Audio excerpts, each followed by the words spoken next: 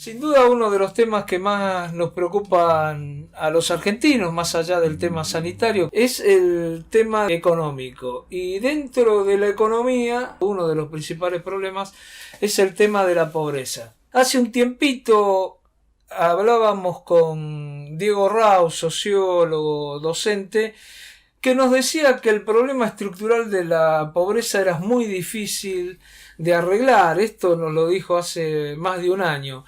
Y lo traía a la conversación de ahora porque evidentemente en ese momento la pobreza era menor que ahora. Diego Raus, sociólogo, docente universitario de la Universidad de Buenos Aires y de la Universidad de Lanús, está en línea. ¿Qué tal, Diego? ¿Cómo te va? Hola, ¿qué tal, Roberto? ¿Cómo andas? ¿Qué decís? Bueno, muchas gracias por atendernos, ¿eh? No, por favor. Bueno, hace un mes más o menos se conoció el índice de pobreza, un índice alto, 40,9, pero todos sabemos que hoy esa pobreza es mayor por cómo son las mediciones. ¿Qué reflexión merece esto, teniendo en cuenta que alguna vez dijiste que la pobreza estructural es muy difícil de bajar, ¿no? Sí, bueno, yo creo que habría que separar un poquito en el análisis los datos que están surgiendo en estos últimos meses, porque evidentemente están empujados por las consecuencias económicas de la pandemia, ¿no? Pérdida de trabajo, cierre de comercio, cierre de actividades, ¿sí? Pero si uno prescinde de eso, y podemos hablar de series estadísticas que llegan hasta 2019, series estadísticas de la CEPAL, de la Comisión Económica para América Latina, que tiene la ventaja de tener series estadísticas comparativas, porque tienen la misma base metodológica, y 2019, es decir, antes de la pandemia, efectivamente lo que aparecía era una situación dispar, ¿sí? Era una situación en donde algunos países habían mejorado en los últimos 10 años un poquito los índices de pobreza y otros los habían empeorado, ¿no? Por lo tanto, no hay una situación homogénea para América Latina, sino diferenciada por países, y eso quiere decir que es algo que está absolutamente comprobado, pero vale la pena mencionarlo de nuevo, que la situación de pobreza es absolutamente sensible al desempeño de las economías, ¿sí? Pero claro, eso suena lógico, siempre si las economías están bien, bueno, la situación mejora, pero el tema es que ahora la pobreza, ahora no, digo ya en los últimos 20, 25 años, y no solo en América Latina, está definida por la percepción de ingresos, ¿eh? Y la percepción de ingresos es algo que fluctúa muy rápidamente, a veces año a año, cada 2 años, depende de cómo le va a cada país económicamente. Antes la situación de pobreza tenía que ver, bueno, con la venida del campo a la ciudad, de la industrialización, hasta que la situación mejorara se vivía en lugares precarios, etcétera, es decir, se tardaba un tiempo, ¿sí? Ahora el ciclo es mucho más rápido, depende del ciclo económico y esto produce una pobreza que fluctúa muy rápidamente. Así como hay en buenos tiempos económicos mucha gente que empieza a percibir ingresos y por lo tanto escapa a la situación de pobreza, también hay mucha gente que por pérdida de algún trabajo, alguna changa y de ingresos, entra en situación de pobreza. Entonces, las cifras más o menos fluctúan mucho más rápidamente que antes, ¿no? Ahora, vos recién decías que en algunos países la pobreza fue bajando. En los últimos 10 años, el otro día veía algunas estadísticas que dicen que salvo Venezuela y Argentina, en todos los países bajó la pobreza, y en los únicos 2 países que subió es en estos 2 lugares. ¿Cómo lo ves eso? Bueno, primero hay una cosa que es bueno también mencionarla, ¿sí? Sí. Y lamentablemente por la negativa. Es decir, la pobreza es un asunto mundial y muy dimensionado hoy en día, ¿no? Gran parte de las poblaciones, incluso los países del antes llamado primer mundo, tienen porcentajes de pobreza muy altos, ¿no? Entonces es un asunto muy importante. Esto es lo que empuja a veces las migraciones de Europa, ¿no? De África, de Asia, etcétera, ¿no? Entonces también se empezó a cambiar las formas de considerar y por lo tanto medir la pobreza. Es lo que se llama en los últimos pocos años el enfoque multidimensional de la pobreza. Y que en realidad combinaría, en términos conceptuales, la forma anterior de medir la pobreza y la actual. Es decir, si la actual es todo depende de perder o tener un empleo, y por tanto perder o ganar ingresos, la situación de pobreza, eso no implica que simplemente porque uno tenga unos pesos más de lo que gana la canasta básica, deje de ser pobre. Claro. Simplemente que mejoró su ingreso, tuvo una changa y entonces en la medición no sale. Pero ¿qué pasa? Sigue viviendo en lugares precarizados, sigue teniendo poco acceso a la educación, etcétera, ¿no? Entonces apareció este llamado enfoque multidimensional de la pobreza que combina la situación económica concreta, empleo, ingresos, con otras variables. Por ejemplo, calidad de la vivienda, acceso a servicios públicos, cloacas, agua, electricidad, acceso a los sistemas educativos de la familia, combina las dos cuestiones. Obviamente, los ingresos es una medición de corto plazo. La situación laboral, educativa, de vivienda es de largo plazo. Entonces es un buen enfoque, ¿no? Es un buen enfoque, pero es cierto que hace un poco menos comparativas a las cifras, porque en el 2010 esto no existía y en el 2020 se toma mucho en cuenta en la medición de la pobreza.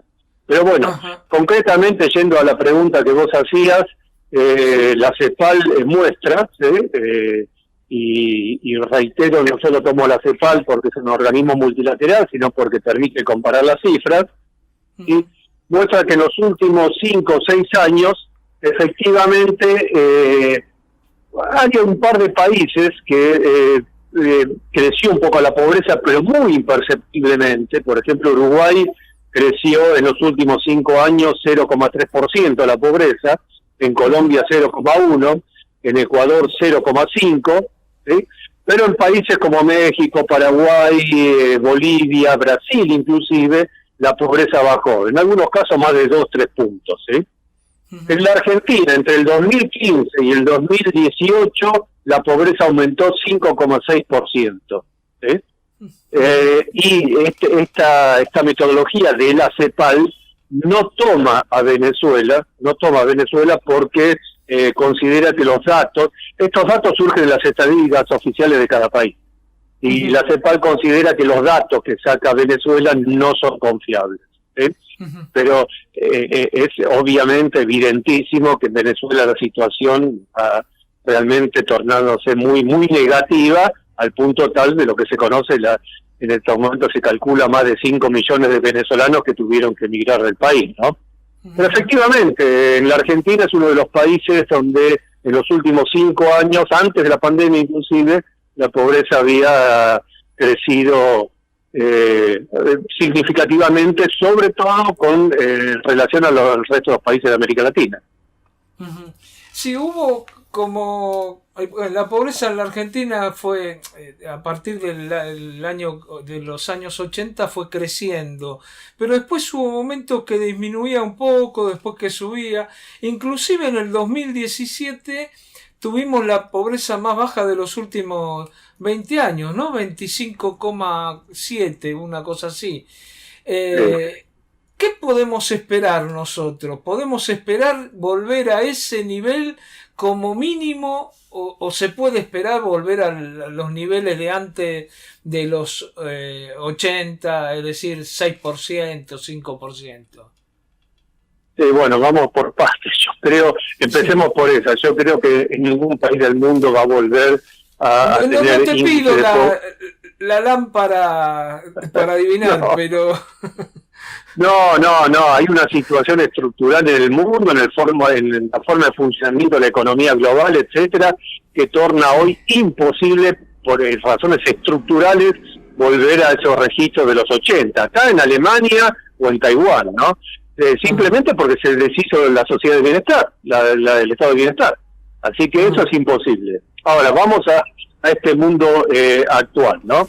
Y saquemos también este año, porque este año tiene indicadores de pobreza muy grandes, que apenas la economía simplemente se empieza a restablecer, esos porcentajes van a bajar. Es como la Argentina del 2001, claro, en el 2002 teníamos el 50% de la población bajo la pobreza, pero porque fue la devaluación post-convertibilidad.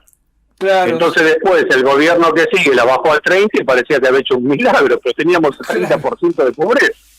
Entonces hay que saber a veces cómo comparar, qué situaciones comparar, ¿no?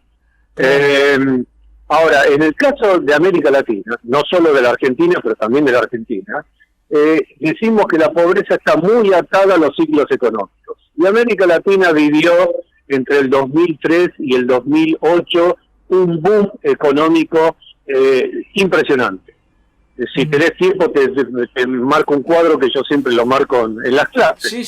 Sí, dame. Y son datos del Banco Mundial, del Banco Mundial. Entre 2003 y 2008, 6 años, 3, 4, 5, 6, 7, 8, América Latina creció a 5,6% anual. Es decir, todos los años el PBI latinoamericano crecía 5,6%. Impresionante. En esos mismos 6 años, la Argentina creció al 7,9% anual sostenido. Todos los años se crecía casi un 8% más. En esos mismos periodos, y esta es la comparación interesante, el grupo de los 7 países más ricos del mundo, Estados Unidos, Canadá, Alemania, etcétera, crecieron al 3,5%. Es decir, en esos 6 años, América Latina creció 2 puntos más que los 7 países más ricos del mundo, y Argentina creció más del doble de los 7 países más ricos del mundo. Entonces uno dice, ¿qué pasó? Bueno, lo que pasó fue relativamente sencillo de explicar. El boom de las commodities. El alza sideral del precio internacional de las commodities, producto de la inserción de China en la economía global, que empezó a chupar commodities. Cobre, petróleo, trigo, soja, vacas, etcétera. Entonces, ¿qué pasó? Como Argentina, América Latina y Argentina son exportadores de materias primas, tuvieron un crecimiento económico estruendoso que bajó los niveles de pobreza. Ahora bien, ese ciclo económico se interrumpió en el 2008 con la famosa quiebra de Lehman Brothers, etcétera.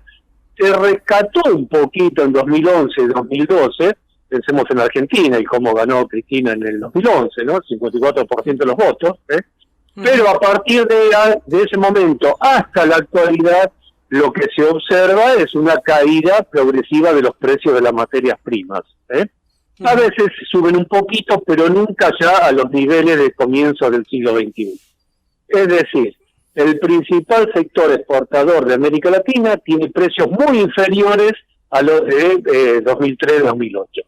Y de eso depende la economía. Porque el mercado interno ya no abastece la economía. Lo que abastece la economía es la exportación y la entrada de divisas. Claro, está claro. Lo que exportamos tiene menos precio, por lo tanto la economía ya no puede funcionar en esos sistemas, por lo tanto bajar los niveles de pobreza a tasas anteriores, a los 90 inclusive, se torna en esta situación una cuestión imposible.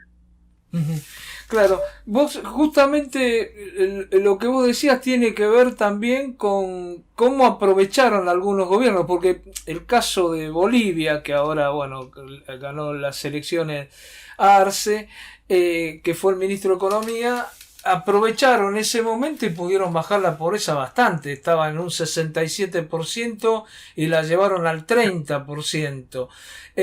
Ahora, no todos los gobiernos aprovecharon el tema de los commodities, ¿no? Es decir, porque era una oportunidad no solamente por ahí para derramar, sino para verse fortalecido económicamente, para tener más respaldo en adelante. Pero eso no pasó en Venezuela, que tenían el barril a $150, cuando llegó a 40 se vino abajo, no pasó en Argentina cuando cayó la soja. Es decir, algunos lo aprovecharon y otros no. ¿Pensás que ya dentro de este sistema no hay mayores soluciones? Bueno, la primera parte de tu pregunta, algunos lo aprovecharon y otros no. En realidad lo que hubo en América Latina, en ese momento de esplendor, hubo la posibilidad, vamos a decir así, de saldar deudas históricas. Entonces, los países que tenían esas deudas históricas, léase población indígena o campesina muy marginada, desde siglos, ¿no? Desde siglos, bueno, aprovecharon ese boom económico con gobiernos, ¿no?, favorables a eso, y saldaron esa deuda histórica, es decir, incorporaron al mercado, al consumo, a las ciudades, a grandes masas de población. Esto fue claro en Bolivia, fue claro en Ecuador, y fue claro en Brasil, en el nordeste brasileño. Que Lula con el plan Bolsa Familia, bueno, los incorporó a un mercado de consumo urbano muy interesante, ¿no? Entonces, esos países en realidad no es que aprovecharon mejor que otros, esos países con buenos gobiernos produjeron un cambio histórico, en términos sociales. Otros países como los nuestros, que ese proceso se había pasado un poco antes, ponerle más o menos Argentina con el peronismo, ¿viste?, u otras experiencias similares, bueno, se trataba de utilizar ese boom económico, y acá estuvo la falla, en diversificar un poco la economía, ¿no? Vos podés decir, bueno, tengo mucha plata, distribuyo, que yo, gracias a esa plata en Argentina, por ejemplo, se hizo, como en Uruguay con otro nombre, la UH, ¿no? O cosas así, distribuyo, pero también hubiese sido una buena oportunidad para diversificar un poco la economía, es decir, inversión pública en sectores no tradicionales de la economía, qué sé yo, informática, radares o lo que sea, ¿no? Cuestión de que cuando ese boom pasara, bueno, ya la soja bajó un poco el precio, pero ahora estamos fabricando radares o baterías a litio o lo que sea. Ese fue el déficit de ese momento, no haber aprovechado ese excedente del saldo exportable para diversificar un poco la economía. Por lo tanto, ahora que no tenemos eso y tenemos precios más bajos, bueno, se da esta situación. La Argentina tiene una tasa de pobreza entre el 25 y el 32% en el último gobierno de Cristina y en el gobierno de Macri. Es decir, sea un signo u otro, sea la economía que mejoró un poco, no mejoró un poco, la tasa de pobreza está estancada en este país hace 10 años en cerca del 30% de la población. Por supuesto, ahora con la pandemia se va al 40-45%, ¿no? ¿Y vos pensás, para terminar, que vamos a seguir en esos niveles a partir ya del año que viene o en un par de años vamos a volver al 30%, 35% y nos vamos a quedar ahí? Y lamentablemente el piso ahora está tan alto que reconstituir sectores económicos después de esta pandemia que nos va a llevar una punta de años largos, y eso nadie lo sabe, lo más que se puede pretender en estas condiciones es eso, es volver a el piso de los últimos 10 años de entre 28 y 32% de población bajo la línea de pobreza. Pero para terminar, Roberto, hay una cosa que yo siempre lo señalo y hay que entenderlo. La línea de pobreza hoy en día se marca, como todos sabemos, por la canasta básica, ¿no?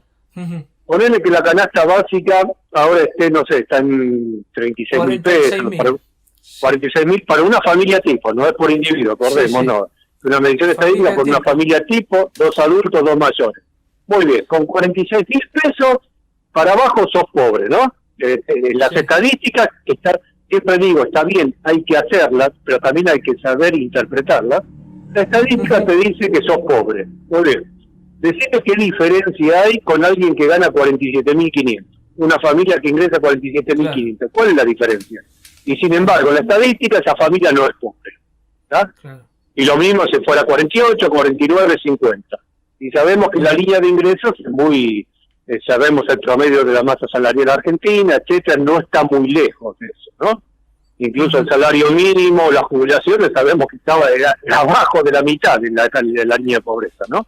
Claro. Entonces, vos decís el 30%, bajamos al 30%. Sí, pero ¿sabés qué pasa? Hay un 20% que no gana menos de 46.000 pesos, pero gana entre 46.000 pesos y 60 o 65. Y su situación de precariedad es muy similar. Entonces, con el 30% no es que mejoraste mucho la cosa. Obviamente, es preferible a un 45% bajo la línea de pobreza. Pero no hay que detener el análisis ahí, porque es un análisis estadístico, pero no real, no social, no político. Está muy claro, Diego. Bueno, yo te agradezco mucho por esta comunicación y te mando un abrazo grande, ¿eh? Bueno, les agradezco y con gusto cuando quieran. Un abrazo grande, hasta luego. Muchas gracias, muy claro todo. Hablábamos con Diego Rau, sociólogo, profesor de la Universidad de Buenos Aires y de la Universidad de Lanús, y el tema el tema de la pobreza, un tema que nos preocupa a todos los argentinos y que vemos que en este momento es el tema.